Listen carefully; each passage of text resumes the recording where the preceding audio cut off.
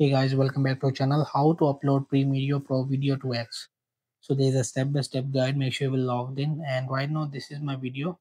As you can see, I'll just have to play it. And I want to just upload in Twitter X, as you know. So we will just total plus M.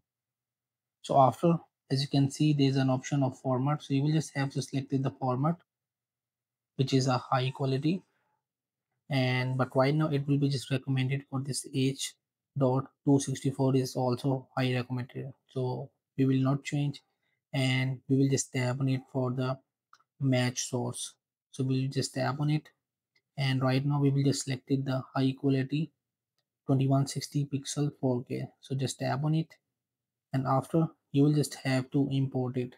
After importation, you will just have to log into your X account, and you will just have to upload in the media section, and you will just have to put this video on upload.